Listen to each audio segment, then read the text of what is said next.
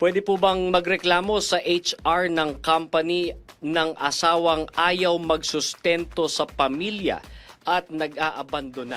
Ganito po yan, ano, unang-una sa lahat, wala pong pananagutan yung HR na kayo i-entertain kasi yung kontrata ng pagtatrabaho ay sa pagitan ng kumpanya at ng ex mo. So kung hindi na siya nagbibigay ng suporta, ang gawin mo, magsampa ka ng petition for support, it's a civil case, or kung if it amounts to economic abuse, pwede kang magsampa ng kasong VAUSI, Violence Against Women and Their Children. Kasi lumalabas na ang hindi pagbibigay ng suporta ay nangangahulugan ng economic abuse, hindi ba? So yun yung mga remedies that are actually available to you.